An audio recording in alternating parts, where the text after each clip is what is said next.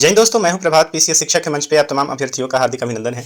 आज चर्चा के मुख्य बिंदु में है बिहार आर्थिक सर्वेक्षण का ये लेक्चर नंबर 3 पार्ट 3 है ये। और इससे पहले हम लोगों ने ऑलरेडी 2 पार्ट के ऊपर डिस्कशन कर लिया है, जहां पे पहला जो पार्ट था यहाँ मैंने राज्य विवरण के बारे में प्रस्तुति दी है। दूसरा जो इसका वीडियो रहा है वहाँ पे हमने पहले से ही जीएसडीपी और जीएसवीए के बारे में, मतलब हर क्षेत्र में प्राइमरी, सेकेंडरी और टर्सरी का कितना योगदान है, तथा जीएसडीपी इसके बारे में चर्चा हम लोगों ने कर लिया है। यदि इससे पहले आप लोगों ने लेक्चर नहीं देखा है तो जरूर जाके लेक्चर को देख लें। प्लेलिस्ट में ये दोनों ही लेक्चर आपको मिल जाएंगे। इससे पहले कि मैं सेशन में आगे बढ़ूँ, आप सभी को याद करा दें कि यदि आपने चैनल को सब्सक्राइब नहीं किया है तो चैनल को जरूर सब्सक्राइब कर लें। बिहार पीसीएस की यदि आप तैयारी कर रहे हैं, बिहार से संबंधित कोई भी तैयारी कर रहे हैं, उसके लिए ये वीडियो एक मास्टर वीडियो है, जहाँ से कम आप 4 से 5 प्रश्न निश्चित रूप से आप अपने परीक्षा में पाएंगे।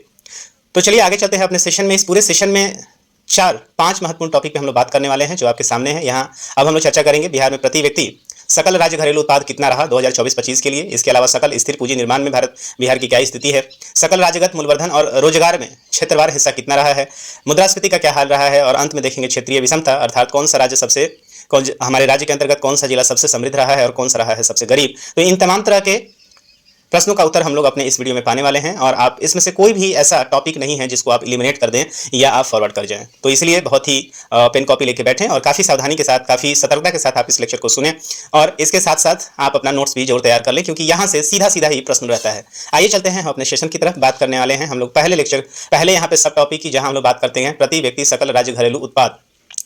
इससे पहले कि हम पूरे टॉपिक को डील करें, पहले समझिए कि ये होता क्या है। तो प्रति व्यक्ति सकल राज्य घरेलू उत्पाद का मतलब है कि जो हमारा जीएसडीपी है, जिसके बारे में हमने आपको बताया था कि जीएसडीपी अभी कितना हो गया है, तो 8,54,000 रुपये जो है वो किस रेट पे है, वर्तमान रेट पे है।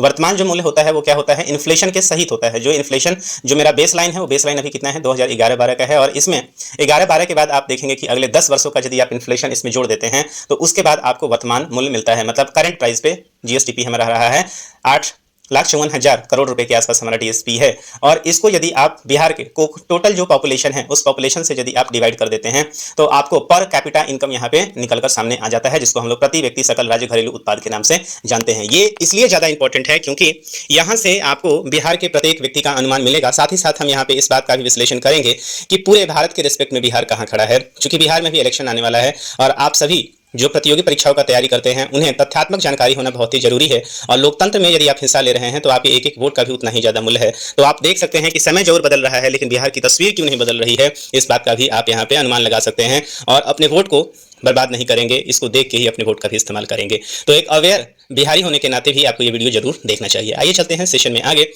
तो यहाँ पे जो पहले एनालिसिस देख लेते हैं, फिर आंकड़ों पे हम लोग जिक्र करेंगे। तो बिहार के प्रति व्यक्ति सकल राज्य घरेलू उत्पाद, जिसको हम लोग क्या कहते हैं, प्रति व्यक्ति का मतलब हो जाएगा पर कैपिटा, जो हमारा जीएसडीपी होता है, ग्रॉस स्टेट डोमेस्टिक प्रोडक्ट। मतलब पूरे वर्ष में 2024-25 के अंतर्गत जितना भी हमारा ग्रॉस डोमेस्टिक प्रोडक्ट रहा है उसको यदि बिहार के कुल जनसंख्या से यदि डिवाइड कर दिया जाए तो पर कैपिटा इनकम हमारे सामने निकल कर आ जाएगा। और भारत के प्रति व्यक्ति सकल घरेलू उत्पाद दोनों के वर्तमान मूल्य और 2011-12 के स्थिर मूल्य पर आंकड़े जो हैं आगे प्रस्तुत किए गए हैं, जिसका हम लोग चर्चा आगे करेंगे। साथ ही साथ इन्हीं मूल्यों के स्तर पर बिहार का प्रति व्यक्ति सकल राज्य घरेलू उत्पाद भी दर्शाया गया है।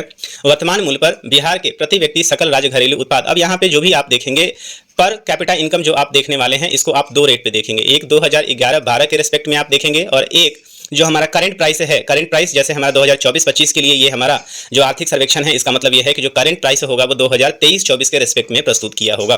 तो आइए समझते हैं यहाँ पे 2011-12 के रेस्पेक्ट में यदि आप देखेंगे तो कितना रहा है, तो ये है हमारा 23,525 रुपये बिहार का। देखिए यहाँ पे वर्तमान मूल्य पर बिहार का प्रति व्यक्ति सकल राज्य घरेलू उत्पाद 2011-12 के 23,525 रुपये। तो 2011 और 12 जो बेस लाइन है उसके रेस्पेक्ट में यदि आप देखेंगे 11-12 में यह कितना हुआ करता था, तो 23,525 रुपये जो है ये पर कैपिटा इनकम हुआ करता था बिहार का, जो कि 2023-24 में ये बढ़कर कितना हो गया है, तो 66,828 रुपये हो गया है। इस बात को आप याद रखेंगे। तो ये 66,828 रुपये जो हुए हैं वो 828 रुपये, इसको हम लोग करंट प्राइस के ऊपर, करंट रेट के ऊपर हमारा क्या होगा, ये पर कैपिटा इनकम हमारे लिए ये कहलाएगा।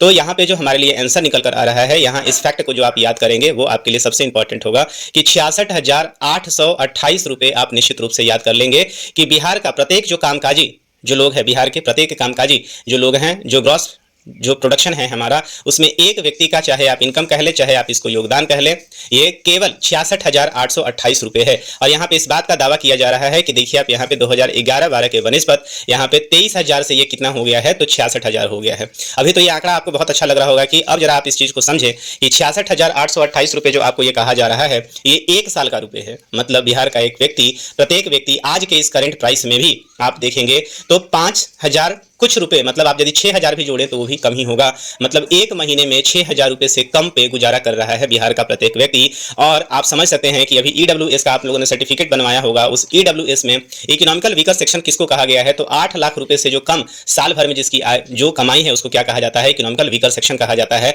और यहाँ पे देखिए एक व्यक्ति की कमाई केवल 66,000 रुपए है। आप इस बात का अनुमान लगा सकते हैं कि बिहार कितने बड़े गर्त में आज के डेट में फंसा हुआ है। और बिहार की स्थिति आज के प्रत्येक लोग को इस बात को समझना चाहिए कि प्रत्येक लोग यहाँ पे महीने का 5,000 रुपये भी नहीं कमा पा रहा है। इस बात को आप याद रखेंगे। तो 66,828 रुपये का आंकड़ा आप याद रखेंगे, जो कि आपका करंट प्राइस के ऊपर है।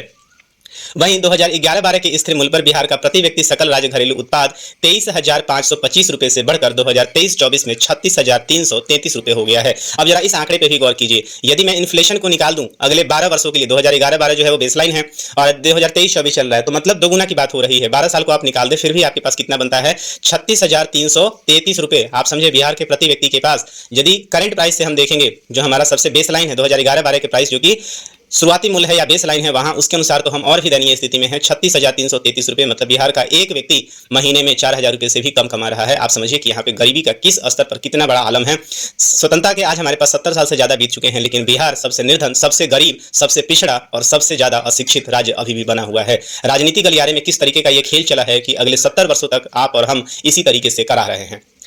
इसके अलावा यदि आप ग्रोथ रेट को देखेंगे, वर्ष 2023-24 में बिहार में प्रति व्यक्ति सकल राज्य घरेलू उत्पाद गत वर्ष में वर्तमान मूल्य पर 12.8% और 2011-12 के स्थिर मूल्य पर 7.6% बढ़ा है। तो ग्रोथ रेट की यदि हम बात कर लें, तो मैंने आपको बोला कि जो हमारा करंट रेट है, उस करंट रेट पे बिहार का जो एक व्यक्ति का जो इनकम है वो 66,828 रुपए है, जो कि पिछले वर्ष के रिस्पेक्ट में यदि आप देखेंगे कितना ग्रोथ हुआ है, तो यहाँ 12.8% का ग्रोथ आपको नजर आ रहा है। वहीं यदि 2011-12 के रिस्पेक्ट में आप देखेंगे तो यहाँ ग्रोथ 7.6% का दिखाया गया है। इसको भी आप जरूर नोट कर ले, यहाँ से प्रश्न आपको जरूर पूछ सकता है। 2023-24 में भारत के लिए प्रति व्यक्ति सकल घरेलू उत्पाद वर्तमान में 1,84,205 रुपए हैं। अब जरा इस बात पे भी गौर फरमाइए। भारत की यदि बात कर ले, भारत में आप देखेंगे 28 राज्य और 8 केंद्र शासित प्रदेश हैं। और यदि औसत देखेंगे, यदि आप, मैं कर्नाटक जैसे और गुजरात जैसे राज्य की तो बात ही नहीं कर रहा हूं, यदि आप औसत देखें भारत का, पूरे देश का यदि औसत देखें, तो वो पर व्यक्ति जो है, एक व्यक्ति का जो हमारा योगदान है यहाँ पे या इनकम कह लीजिए, 1,84,205 रुपए है, जो कि वर्तमान मूल्य पे है 1,84,205 रुपए। और आप देखें 66,828 रुपए, दोनों के बीच में 3 गुना का अंतर है। ये तो औसत है, ये मैं सिर्फ औसत की बात कर रहा हूं। गुजरात जैसे राज्य से तो आप 5 गुना और 8 गुना पीछे हैं, इस बात को भी आप याद रखेंगे। तो पूरे भारत के रिस्पेक्ट में बिहार की जो स्थिति है, 3 गुना पीछे है ये राज्य आज के समय में भी। 2011-12 के स्थिर मूल्य पे 1,06,744 रुपए जो है आपका पर कैपिटा इनकम यहाँ पे नजर आ रहा है। तो इस बात को भी एक बार नोटिस, हालांकि आंकड़ों के माध्यम से एक बार फिर से हम देखने का प्रयास करेंगे कि यहाँ पे और भी क्या चीजें दी हुई हैं। तो आप देखें कि 1,84,000 का मतलब है कि पूरे भारत का एक व्यक्ति लगभग महीने में 15,000 रुपए जहां इनकम कर रहा है। भारत का औसत इंडियन जो है एक 15,000 रुपए भारत का जहां पे इनकम है, वहीं बिहार के एक लोग का इनकम 5,000 रुपए से 6,000 रुपए के बीच में है। आप समझ सकते हैं बिहार की स्थिति यहाँ पे क्या है। और भारत, हमारा देश जो है, दुनिया की चौथी बड़ी इकोनॉमी बनने जा रहा है। और जल्दी ही 2027 में हमने टारगेट रखा है कि भारत जो है हमारा एक विकसित राज्य की श्रेणी में भी आएगा। लेकिन बिहार का क्या, इस बात को भी एक जिम्मेवार नागरिक होने के नाते आप समझते चलें। ये गवर्नमेंट ऑफ बिहार का आंकड़ा है, इस बात को भी आप याद रखिएगा। ये आंकड़ा किसी तीसरे एजेंसी ने नहीं बनाया है, ये खुद गवर्नमेंट ऑफ बिहार का आंकड़ा है जो मैं आपके सामने रख रहा हूं।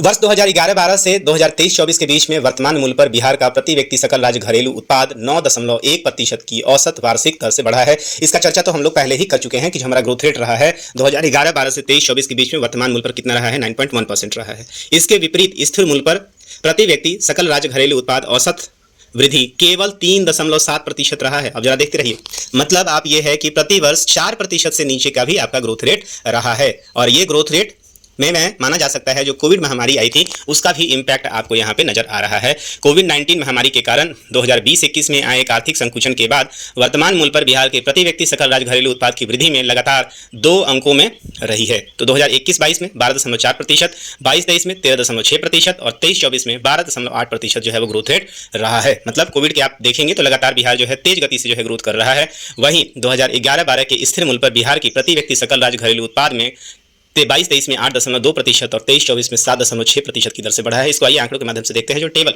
बिहार ने रिलीज किया है। आइए यहाँ पे देखते हैं आप 2011-12 का आप यहाँ पे देख रहे हैं आंकड़ा की ये जो आंकड़ा आप देख रहे हैं बिहार में प्रति व्यक्ति सकल राज्य घरेलू उत्पाद का ये आंकड़ा दिया हुआ है, जिसे एक ग्राफ के माध्यम से आप देख रहे हैं।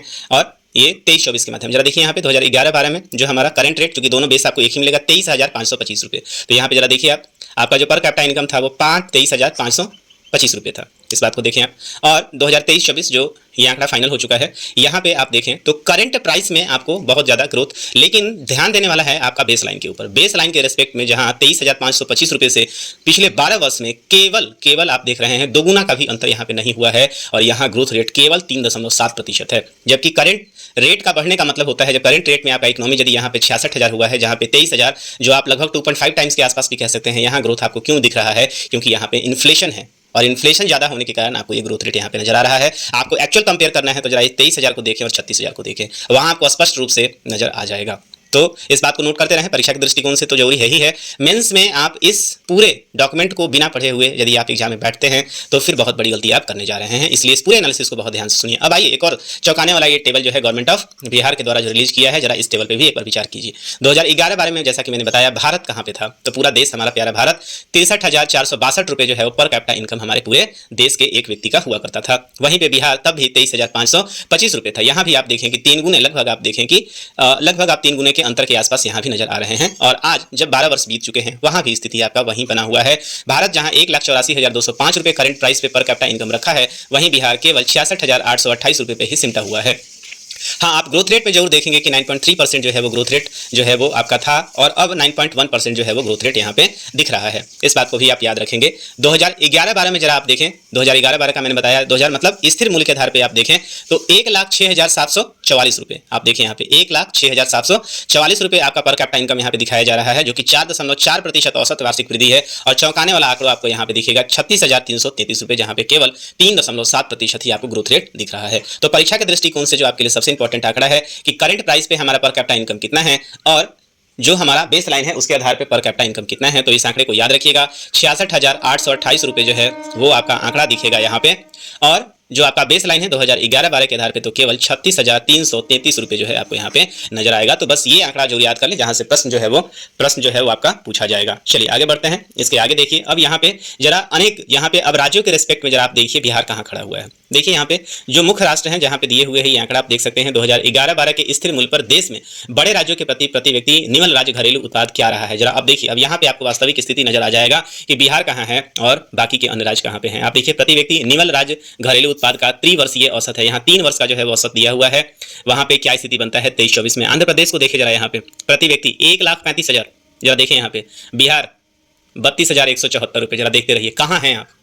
आंध्र प्रदेश के रेस्पेक्ट में ही आप देखिए कहाँ है। छत्तीसगढ़ 92,000, हरियाणा 1,85,000, जरा देखते चलें आप। कर्नाटक 1,86,000, उसके अलावा आप देखें 1,30,000 पंजाब, तमिलनाडु 1,79,000, तेलंगाना 1,83,000। तो आप संपूर्ण भारत में यदि निवल का ही आप बात करेंगे 1,06,000। मतलब कहाँ पे आप ग्रोथ रेट तो जरूर बढ़ रहा है, लेकिन कहाँ पे स्थिति हमारी बनी हुई है इस बात को भी आप देखते रहेंगे। आगे चलते हैं, यहाँ पे सकल स्थिर पूंजी निर्माण की बात करते हैं। सकल स्थिर पूंजी निर्माण से भी आपको बिहार राज्य में जो खर्च किया जा रहा है, जो खर्च किया जाएगा उसी का आपको रिपोर्ट मिलेगा। इसका मतलब यह है कि हम पूंजी के ऊपर कितना निवेश कर रहे हैं, क्योंकि जब भी आप पूंजी के ऊपर निवेश करेंगे तो इसी से आपका बेसिकली क्या होगा, ग्रोथ होगा। पूंजी पे निवेश करने का मतलब है कि आप एजुकेशन के इंफ्रास्ट्रक्चर पे निवेश कर रहे हैं। आप देश के लिए राज्य के इंफ्रास्ट्रक्चर, जैसे आप ट्रांसपोर्टेशन के ऊपर इन्वेस्ट करें, चाहे आप पुल के ऊपर इन्वेस्ट कर रहे हैं, चाहे आप रोड बना रहे हैं, इस तरह के जो भी इन्वेस्टमेंट होते हैं वो सब पूंजी निर्माण के अंतर्गत होता है। और एक बार जो पूंजी निर्माण होता है वो आने वाले लंबे समय तक आपको रिटर्न्स देता रहता है। तो यहाँ पे क्या स्थिति है, यहाँ से भी आपको बिहार के बारे में पता चलेगा कि यहाँ पे क्या स्थिति रही है। अब जरा बजट को याद कीजिएगा। यहाँ पे मैं बजट से कंपेयर करूँ, जो बिहार बजट आपने देखा होगा वहाँ पे बजट में सबसे ज़्यादा जो बिहार खर्च कर रही है वो कहाँ खर्च कर रही है, एजुकेशन एक्सपेंडिचर के ऊपर, और एजुकेशन के ऊपर लगभग 20% जो है बिहार खर्च करिए। लेकिन पॉइंट टू बी नोटेड, यहाँ पे ये एसेट के अंदर जरूर काउंट होता है, लेकिन आप देखेंगे कि इंफ्रास्ट्रक्चर, जो एजुकेशनल इंफ्रास्ट्रक्चर है, स्कूल बनवाना, कॉलेज बनवाना, स्कूल के अंदर स्मार्ट बोर्ड की व्यवस्था करना या आधुनिक लैब की व्यवस्था करना, इसके ऊपर सरकार एक बार फिर से आप देखें कि खर्च नहीं कर रही है। सरकार सिर्फ वैसे चीज़ों के ऊपर खर्च कर रही है जहां से सीधा ही आपके अकाउंट में साल भर में कुछ पैसे आ जाएं और आप सरकार को याद रखें। उससे आपका भला तो हो सकता है कुछ हद तक, लेकिन एक लंबे समय तक किसी का कोई भला यहाँ पे नहीं होने वाला है। जैसे बिहार सबसे ज़्यादा जो पैसा यहाँ पे खर्च कर रही है वो खर्च कर रही है किसके ऊपर? तो जो बच्चे यहाँ पे 10th पास कर रहे हैं, 12 पास कर रहे हैं, ग्रेजुएशन पास कर रहे हैं, बीपीएससी का पीटी पास कर रहे हैं, यूपीएससी का पीटी पास कर रहे हैं, उसको आप 50,000 से लेकर 1.5 लाख रुपए के बीच में जो है अनुदान दे रहे हैं। लेकिन क्या ये बेहतर नहीं होता कि बिहार का जो इंफ्रास्ट्रक्चर है, जो स्कूल हमारा मंदिर है, जो ब्रेन है, जहां से पूरा बिहार का ब्रेन जो है उत्पन्न हो रहा है, उसके ऊपर ये खर्च किया जाता है। इंफ्रास्ट्रक्चर यदि अच्छे लैब होते हैं हमारे यहाँ, स्कूल का मतलब सिर्फ बिल्डिंग खड़ा कर देना ही स्कूल नहीं होगा। यहाँ पे स्कूल के अंदर, अब आप देखें, इससे पहले मैंने एक सेशन कवर किया था कि केरल में क्लास 7वें से रोबोटिक्स की पढ़ाई हो रही है, और हमारे यहाँ स्थिति ये है, बिहार में स्थिति ये है कि यहाँ पे आज कंप्यूटर ही नहीं है।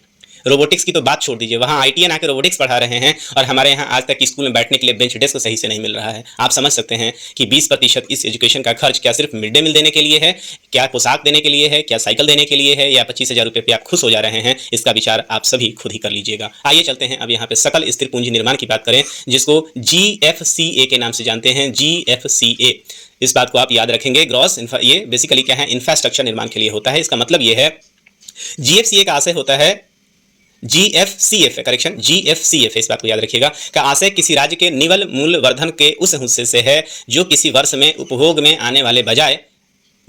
आने के बजाय निवेशित किया जाता है। मतलब जैसे आप लोग या हम लोग क्या करते हैं, जब इनकम जब हमारी आती है या जो सैलरी आती है, उस सैलरी में दो तरह के खर्च होते हैं। एक तरफ हम अपने खाने के ऊपर खर्च करते हैं, और दूसरी तरफ जो है कोई एक एसेट हम लोग खरीदते हैं। जैसे हम लोगों ने कहीं लैंड ले लिया, कहीं हम लोगों ने जमीन खरीद ली, मतलब बिल्डिंग खरीद ली, या कुछ अपने घर के लिए जो है इंफ्रास्ट्रक्चर ऐसा खरीद लिया। तो जो इस तरह के जो खर्चे हैं वो सारे के सारे कहाँ होंगे? पूंजी निर्माण में होगा। और जो खाने पे जो खर्च हो रहा है आपका, और आपके पहनने के ऊपर खर्च हो रहा है, ये सारे के सारे खर्च जो है वो आपके नॉर्मल खर्च के अंदर काउंट होंगे। इससे आपको कोई बेनिफिट नहीं मिलने वाला है।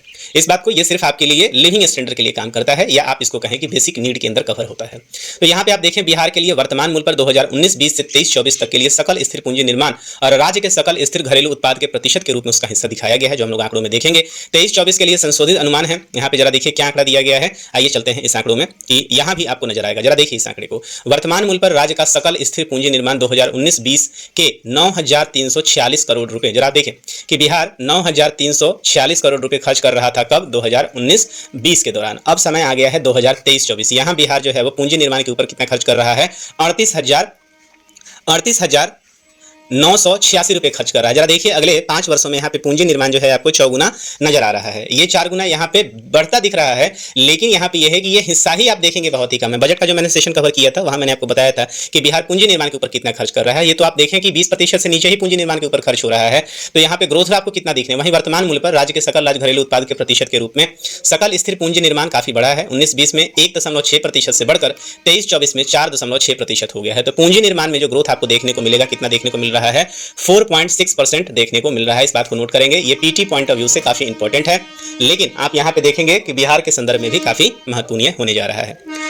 तो यहां पे आगे देखें, 2020-21 में सकल स्थिर पूंजी निर्माण में गत वर्ष 86.3% का महत्वपूर्ण उछाल आया था। 21-22 में 24.1, 22-23 में 24% के साथ ही आंकड़ा बढ़ रहा है, और 23-24 में ये 45.5% का अनुमान यहाँ पे दिखाया गया है। तो यहाँ पे सकल राज्य जो पूंजी निर्माण है, इसके लिए जो आपके सबसे, इसको यार नोट कर लीजिएगा, 4.6% का जो है आपको ग्रोथ यहाँ पे देखने को मिला है। इसके पहले 1.6 से लेकर 4.6% जो है वो आपका देखेंगे, और ये भी उस स्थिति में ग्रोथ आपको दिखाया जा रहा है जब आज के डेट में आए दिन आप खबरों में पढ़ते हैं कि बिहार में जो पुल बना है, वो पुल जो है वो नीचे से बह जा रहा है। वहाँ पे बारिश आ रही है, कभी आंधी से पुल गिर जा रहा है, और कभी नीचे से पानी से जो है वो नीचे से ही पुल बह जा रहा है। अंग्रेजों का बनाया हुआ पुल, अपने 80 साल के गए हुए 200 से ज़्यादा वर्ष उन्होंने राज किया, उनका बनाया हुआ पुल समुद्र में आज तक खड़ा था, जिसको अब रिप्लेस किया गया है। पम्बन ब्रिज की मैं चर्चा कर रहा हूं। और बिहार में आज तक आप देखेंगे कि जो पुल बना है, वैसे का वैसे जो है वो हर साल ये पुल नीचे से बह जाता है। आप समझिए कि क्या स्थिति होगी। तो 2019-20 में 9,340 करोड़ रुपए, और 2023-24 में 38,986 करोड़ रुपए जो है यहाँ पे आप देखेंगे पूंजी निर्माण के ऊपर खर्च हो रहा है। सकल राज्य घरेलू उत्पाद के रिस्पेक्ट में यदि आप देखेंगे तो यहाँ 58,000 रुपये का खर्च था, और यह 85,000 रुपये का खर्च यहाँ पे नजर आ रहा है। ग्रोथ के रूप में आप देखेंगे तो 1.6% से लेकर अब ये 4.6% तक यहाँ पे जा चुका है। तो पीटी पॉइंट ऑफ व्यू से ये आंकड़ा जरूर याद रखिएगा कि पूंजी निर्माण में 4.6% का जो है वो ग्रोथ देखने को मिल रहा है, जो काफी चिंता का विषय है, और ऐसा होना नहीं चाहिए था। आगे देखते हैं, सकल राज्यगत मूल्यवर्धन और रोजगार में क्षेत्रवार हिस्सा, मतलब यहाँ पे इस बात को स्थिर मूल पर यहाँ इस बात को दिखाया जाएगा कि जो प्राइमरी, सेकेंडरी और टर्सरी है, बिहार का जो योगदान है, उस योगदान के बावजूद यहाँ पे इस तीनों ही सेक्टर के द्वारा रोजगार में कितना योगदान दिया जा रहा है। ये आंकड़ा बहुत ही महत्वपूर्ण है, हालांकि पीछे भी इसके ऊपर हम लोगों ने चर्चा किया है। आइए जरा समझें इसे। बिहार और भारत के लिए सकल मूल्यवर्धन के क्षेत्रवार वितरण और कार्य शक्ति सहभागिता दरों की 2017-18 और 23-24 के लिए तुलना यहाँ पे दिया गया है। तो तुलना कहाँ से किया जा रहा है? 17-18 और 23-24 के बीच में, मतलब 6 वर्षों का आंकड़ा यहाँ पे आपको दिया जा रहा है।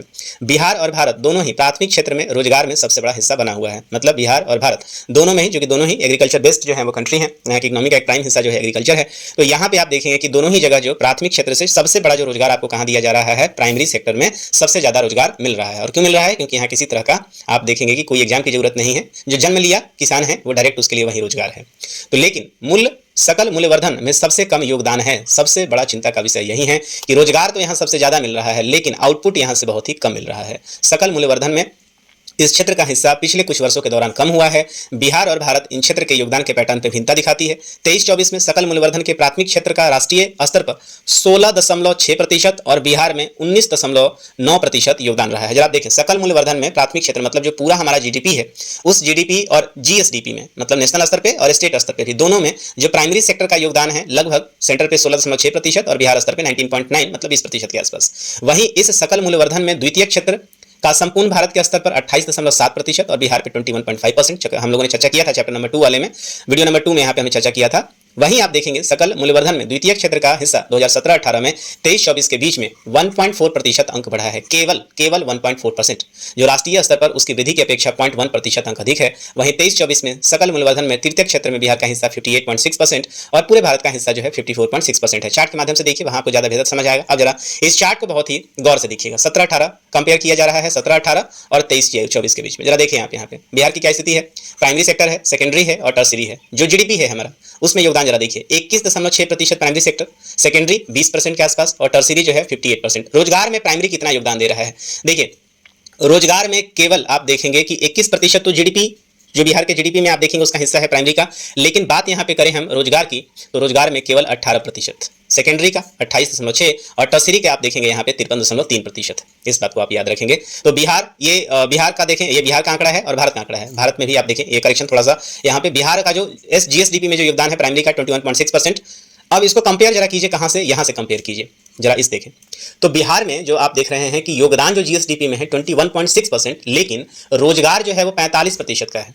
मतलब 100 में से 45 जो लोग हैं वो लोग कहाँ काम कर रहे हैं? खेतों में काम कर रहे हैं, एग्रीकल्चर से डिपेंडेंट काम कर रहे हैं। लेकिन उनका जो जीएसडीपी में योगदान है केवल 21% है, मतलब 50% से भी कम आप देखेंगे यहाँ पे योगदान है। सेकेंडरी क्षेत्र में देखिए जरा आप, यहाँ पे 25.3% जो योगदान है और वहां पे आप देखें ये रोजगार दे रहा है सेकेंडरी सेक्टर, और 20.1% जो है वो क्या दे रहा है? जीएसडीपी में योगदान दे रहा है। इसीलिए सेकेंडरी सेक्टर जो होता है काफी इंपॉर्टेंट सेक्टर होता है। जितना ये इंप्लॉयमेंट देता है, जितना ये जीडीपी में जितना आपका इंप्लॉयमेंट है, उसी के आसपास ये योगदान भी दे रहा है।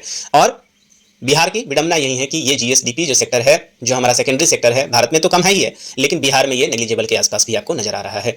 दूसरा चीज आप देखिए, तीसरे में देखें आप यहाँ पे 29.5% जो है हमारा सेवा क्षेत्र। अब जरा देखिए 58%, 58.9। अब यहाँ पे देखिए लगभग 30% के आसपास जो है, पूरे 100 में से 30 लोग जो हैं वो कहाँ हैं? बिहार में सेवा क्षेत्र में इंगेज हैं, और उसका योगदान जो है वो 60% के आसपास है। तो सबसे ज्यादा जो बिहार की लाज बचा के रखे हुए है वो सेवा क्षेत्र है। ये क्या बताता है? ये बताता है कि ये जो भी आप सेवा दे रहे हैं, सेवा ऐसे नहीं होता है, सेवा आपकी काबिलियत के आधार पर ही मतलब है। लेकिन बिहारियों में काबिलियत की कोई कमी नहीं है। ये आंकड़ा अपने आप में स्पष्ट कर रहा है कि जो सेवा बिहारियों के लिए दिया जा रहा है वो उत्तम कोटि का है। यहाँ अच्छे किस्म के इंजीनियर, डॉक्टर या सब कुछ आ रहे हैं, लेकिन आप देखेंगे कि जब क्वालिटी हमारे यहाँ जो इंफ्रास्ट्रक्चर ही नहीं है तो ये आंकड़ा आपको बढ़ेगा नहीं। इस बात को आप याद रखेंगे। तो यहीं आप देखें 23-24 में क्या स्थिति रहा है। प्राइमरी आप देखिए, सेकेंडरी देखिए, टर्सरी। प्राइमरी का योगदान जीएसडीपी में 19.9, सेकेंडरी का 21.5 और टर्सरी का 58.6। रोजगार में जरा देखिए, तो प्राइमरी में रोजगार में आप देखिए लोग बढ़ ही रहे हैं। आप देखिए यहाँ पे तो 54.2% हो चुका है। 23.6% सेकेंडरी सेक्टर आपको रोजगार प्रदान कर रहा है और 22.2% आप देखिए सेवा में अब ये रोजगार जो है वो घट गया। इसका मतलब ये है कि यहाँ पे अब सेवा का जो आप अवसर हैं वो यहाँ पे कम हुआ, या यूं कहें कि बेरोजगारी यहाँ पे एक बार फिर से बढ़ी है। तो इस बात को भी आप यहाँ पे देख सकते हैं कि क्या स्थिति है यहाँ पे आप रोजगार की। आगे चलते हैं। तो बिहार के विभिन्न क्षेत्रों में कार्यशक्ति सहभागिता का पैटर्न प्रस्तुत किया गया है। इस चीज़ को हम लोगों ने यहाँ पे जिक्र कर लिया है। बिहार में यह वृद्धि, जहां कुल कार्यशक्ति सहभागिता इस क्षेत्र का हिस्सा 17-18 में 45.2% था, वहीं 23-24 में 54.2% हो गया है। और यहाँ पे देखिए वर्ष 2023-24 के अंत में बिहार में कार्य शक्ति सहभागिता में द्वितीय क्षेत्र का योगदान 23.6% है और तृतीय क्षेत्र में 22 पॉइंट। तो इसको आप निश्चित रूप से एक टेबल बना के लिखने का प्रयास कीजिएगा ताकि इस चीज़ों को आप याद कर पाएं। ये आप देखेंगे प्राइमरी सेक्टर में भी सबसे ज्यादा जो योगदान देने वाला है वो कौन सा है, कृषि पशुधन, यहाँ पे 21.5% आपको दिख रहा है। सेकेंडरी सेक्टर में सबसे ज्यादा कहाँ से मिल रहा है, आप देखें तो विनिर्माण के क्षेत्र से मिल रहा है। और टर्सरी सेक्टर में आप देखेंगे कहाँ से मिल रहा है, तो टर्सरी जो सेक्टर है हमारा यहाँ कहाँ है, तो आप देखें यहाँ पे व्यापार मरम्मत से जो सबसे ज्यादा मिल रहा है। लोक प्रशासन में भी आप देखें, लोक प्रशासन भी यहाँ पे अच्छे नंबर में आपको नजर आ रहा है। मूल्य और मुद्रास्फीति के देख रहे हैं, इसका ये लास्ट टॉपिक है। तो देखते हैं इन्फ्लेशन का मतलब क्या रहा है बिहार में, इन्फ्लेशन की स्थिति पिछले कुछ स्थिति में इसको भी देख लेते हैं। तो मूल्य में परिवर्तन का खपत, बचत और निवेश सहित आर्थिक गतिविधियों पर काफी प्रभाव पड़ता है। केंद्रीय सांख्यिकी संगठन यानी CSO सेंट्रल स्टैटिस्टिकल ऑर्गेनाइजेशन और उपभोक्ता मूल्य सूचकांक जिसको हम लोग CPI कहते हैं, तो इन दोनों के द्वारा ये आंकड़ा प्रस्तुत किया जाता है के जरिए। एक बार बीपीएससी ने इसके ऊपर क्वेश्चन भी पूछा था कि इन्फ्लेशन किसके द्वारा होता है, तो याद रखिएगा CSO भी देती है और कंज्यूमर प्राइस इंडेक्स के द्वारा भी आता है। तो कीमतों में वृद्धि पर नजर रखता है और केंद्रीय सांख्यिकी संगठन संपूर्ण भारत के स्तर पर अलग अलग राज्यों के लिए आंकड़े प्रस्तुत करता है। तो नोट कर लीजिएगा, सेंट्रल स्टैटिस्टिकल जो ऑर्गेनाइजेशन है जो CSO है, इसके ऊपर पूरे भारत के लिए आंकड़ा प्रस्तुत करता है। ग्रामीण और शहरी क्षेत्र के लिए आंकड़ा यहाँ पे आया हुआ है, देखिए क्या है। सितंबर 2023 से सितंबर 2024 के लिए राज्यवार उपभोक्ता मूल्य सूचकांक, और इस अवधि में मूल्य सूचकांक साल दर साल प्रतिशत परिवर्तन आप देखेंगे। यहाँ पे बिहार में कीमतों में साल दर साल प्रतिशत परिवर्तन ग्रामीण क्षेत्र में कितना रहा है, 7.6%। तो यहाँ पे आप देखें जो इन्फ्लेशन ग्रामीण क्षेत्र में कितना रहा है, 7.6% रहा है। शहरी क्षेत्रों में ये 7.1% रहा है। और राज्य के इस अवधि के समान कीमतों पर समग्र जो वृद्धि रही है और ओवरऑल कितना रहा है, तो 7.5% रहा है। बीपीएससी लास्ट वाला जो एग्जाम हुआ है, शायद 17वीं वाले एग्जाम में इस प्रश्न को पूछा था। तो आप देखेंगे कि इन्फ्लेशन जो रहा है कितना है, तो इन्फ्लेशन ओवरऑल तो रहा है 7.5%, लेकिन यहाँ पे ग्रामीण क्षेत्र पे 7.6 और शहरी में 7.1 यहाँ पे रहा है। आधार वर्ष 2012 के मूल्य से तुलना करने पर सितंबर में बिहार के लिए उपभोक्ता मूल्य सूचकांक ग्रामीण और शहरी दोनों क्षेत्र में देश के अनेक राज्यों से जो है वो कम रहा है। एक आंकड़े में देखें यहाँ पे, तो आप देखें यहाँ पे बिहार का स्थिति क्या है, तो मुद्रास्फीति दर आप देख रहे हैं यहाँ पे 7.1% और ओवरऑल 7.5%। तो ये देखिए मुद्रास्फीति जो है ये शहरी दिखाया जा रहा है, यहाँ पे आप ग्रामीण देख सकते हैं। तो ग्रामीण कितना रहा है, 7.6, शहरी जो रहा है 7.1 और ओवरऑल जो रहा है कितना है, 7.5। यही यदि आप देश की बात करेंगे तो देश में महंगाई की स्थिति यदि आप देखेंगे, ओवरऑल की स्थिति आप देख रहे हैं, तो देश में आप देखें यहाँ पे कि देश में जो कंडीशन है आप देखिए 5.9% जो है वो क्या रहा है, मुद्रास्फीति ग्रामीण रहा है। 5.0% जो है वो क्या रहा है, आपका शहरी रहा है और ओवरऑल 5.5%। तो जरा इस बात को भी देखें, तो जहां ओवरऑल जो इन्फ्लेशन रहा है पूरे इंडिया का 5.5%, वहीं बिहार में इन्फ्लेशन रेट कितना रहा है, 7.5%। तो पहला देखिए कि इन्फ्लेशन भी यहाँ पे ज़्यादा है और शहरी और ग्रामीण क्षेत्र में भी वही स्थिति बनी आपकी रह रही है। 7.6% जो है वो आपका कहाँ रहा है, ग्रामीण स्तर पे, और 7.1% जो रहा है वो रहा है शहरी स्तर पे। तो इस आंकड़े को भी याद रखें, 7.6%, 7.1% और ओवरऑल जो आपका आंकड़ा रहा है 7.5%। देश की क्या स्थिति रही है, तो 5.9%, 5.0 और ओवरऑल रहा है 5.5% जो है यहाँ इन्फ्लेशन रहा है पिछले रेस्पेक्ट में, पिछले वर्ष के रेस्पेक्ट में रहा है। तो इस तरीके से हम लोगों ने एक और है यहाँ पे क्षेत्रीय विषमता देख लेते हैं, मोस्ट इंपॉर्टेंट यहाँ पे रहा है। तो क्षेत्रीय विषमता का मतलब ये था कि कौन सा जिला कितना समृद्ध रहा है। तो इस बात को देखिए, ये क्वेश्चन बहुत बार पूछे हुए हैं और लगभग हर बार पूछता है। तो प्रति व्यक्ति सकल जिला घरेलू उत्पाद जो हमने अभी तक इससे पहले बताया था पूरे राज्य का, अब जिला के आधार पर आप देखेंगे कि सबसे ज्यादा जो समृद्ध है, अभी तक तो मैंने बताया कि भाई बिहार का कितना है, 66,000 के आसपास ओवरऑल मैंने बताया था पर कैपिटा, लेकिन राज्यवार यदि आप देखेंगे, जिलावार यदि देखेंगे तो सबसे ज्यादा जो है पटना में इनकम होता है 1,21,396। दूसरे नंबर पर आपका बेगूसराय है और तीसरे नंबर पर मुंगेर है। कहने का मतलब ये है कि जो सबसे समृद्ध जो जिला है पटना है, दूसरे पे बेगूसराय है और तीसरे पे मुंगेर है। लेकिन ध्यान देने वाली बात यहाँ पे क्या है, जरा डिफरेंसेज को देखिए। जहां पटना 1,21,396 रुपए पर कैपिटा इनकम यहाँ पे दिखाया जा रहा है, वहीं पे बेगूसराय 49,064 रुपए। पटना राजधानी है, सबको पता है, जो भी चीज है यहीं पे दिख रहा है। उसके रेस्पेक्ट में अन्य राज्यों की, अन्य जिलाओं की क्या स्थिति है जरा देखिए। यहाँ पे 3 गुने के आसपास का अंतर आपको यहाँ पे नजर आ रहा है। मुंगेर में 46,000। इससे आप देखें कि जो विषमता है कितना भारी है यहाँ पे, मतलब सारा विकास जो है केवल बिहार के 38 राज्यों में से, 38 जिलों में से केवल एक जिला में ही सारा विकास जो है जाके बैठा हुआ है। मतलब बाकी के 37 जिले जो हैं वो इसी तरीके से जो है वो आगे बढ़ रहे हैं। सबसे गरीब की स्थिति देखिए जरा पे, शिवहर की स्थिति देखिए जरा। यहाँ पे शिवहर हालांकि सबसे छोटा जिला भी है, आप देखेंगे वहां पे तो 1 लाख, बहुत छोटा जिला भी है, 1,95,19,561 रुपए। आप जरा समझें क्या स्थिति होगी, केवल 19,561 रुपए जो है वो साल भर का इनकम यहाँ के एक लोगों का है। मतलब ये एक वर्ष में प्रति महीने 2,000 रुपए भी इनके पास नहीं हो रहे हैं। तो पूरा का पूरा बिहार ही जो है आज के डेट में जो है बिलो पॉवर्टी लाइन के अंदर आप देखेंगे आ सकता है। तो सबसे गरीब राज्यों में देखें, सबसे अमीर राज्य के जो 3 जो टॉप राज्य रहे हैं वो आप इसको नोटिस कर लें, यहाँ पे लिख ले जरूर। तो पटना जो है नंबर 1 पे रहा है, दूसरे नंबर पे आपका बेगूसराय रहा है और तीसरे नंबर पे जो है वो मुंगेर है। कमोबेश यही आंकड़ा पिछले 3-4 सालों से भी चला रहा है। गरीबी के मामले में सबसे टॉप पे है बिहार में शिवहर, दूसरे नंबर पर आपको मिलेगा सीतामढ़ी और तीसरे नंबर पर जो आपको मिलेगा कौन, अररिया। तो आप देखें ये 3 जो जिले हैं, ये 3 आपको जो आपको राज्य, और सबसे अच्छी बात ये है कि ये सब अधिकांश जो है वो नॉर्थ बिहार के हैं। तो इस बात से आपको ये पता चलेगा कि बिहार, नॉर्थ बिहार और दक्षिण बिहार में कितना बड़ा जो है वो डिफरेंस चल रहा है। जितनी विकास की योजनाएं हैं वो सारे के सारे जो हैं आपको दक्षिण बिहार में नजर आएंगे, और जो सबसे नॉर्थ बिहार को मिला हुआ है बाढ़, नॉर्थ बिहार को मिला हुआ है गरीबी, नॉर्थ बिहार को मिला हुआ है पिछड़ापन। तो इस बात को भी आप याद रखेंगे। तो ये जो समृद्ध जिले हैं वो कई आंकड़ों पे होते हैं। आप देखें पेट्रोल खपत के मामले में, आप देखेंगे डीजल खपत के मामलों में, और आप देखेंगे रसोई का, मतलब जो एनर्जी जो जितना जितना खर्च करेगा उसी के आधार पर इस चीज को निकाला गया है। तो पेट्रोल खर्च के मामले में पटना टॉप पे है, मतलब एनर्जी जो भी खर्च हो रहा है सब पे पटना टॉप पे है। इस बात को आप याद रखेंगे। और यहाँ पे डिफरेंसेज में आप देखेंगे तो यहाँ अलग अलग है, आप आंकड़ों में देख सकते हैं। हालांकि ये प्रश्न आपसे नहीं पूछता है, लेकिन ये प्रश्न जो है वो बार बार पूछा जा रहा है।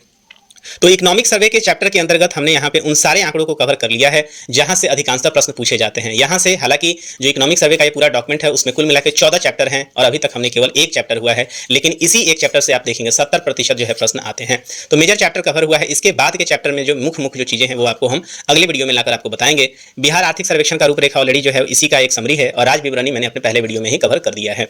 तो इस तरीके से हमने यहाँ पे इकोनॉमिक सर्वे का जो पार्ट 3 है इसमें सारे इंपॉर्टेंट डाटा को कवर कर लिया है। मुझे उम्मीद है कि ये सारे के सारे जो है वो आंकड़े आपके लिए लाभदायक होंगे, परीक्षा के दृष्टिकोण से काफ़ी इंपॉर्टेंट होंगे। जब परीक्षा हो जाएगी उसके बाद हम लोग कंपेयर करेंगे कि यहाँ से कितने क्वेश्चंस बने थे। तो एक बार आप लोग हार्ड डॉक्यूमेंट यदि चाहें पढ़ना तो जो रेफरेंस मैंने लिया हुआ है वो बिहार का जो इकोनॉमिक सर्वे का जो डॉक्यूमेंट बिहार वित्त विभाग के द्वारा जारी किया गया है उसी से मैंने ये सारा रेफरेंस लिया हुआ है और उसका मैंने विश्लेषण आपके सामने रखा है। तो मैं उम्मीद करता हूँ कि आपको ये पूरा का पूरा सेशन बेहतर लगा होगा। यदि बेहतर लगा है तो आप निश्चित रूप से चैनल को भी सब्सक्राइब करें और अपने दोस्तों के बीच में जरूर शेयर करें। तो आज के सेशन में इतना ही, मिलेंगे आपसे अगले सेशन के लिए। तब तक के लिए मुझे दीजिए इजाजत। साइनिंग ऑफ, दिस इज प्रभात। जय हिंद।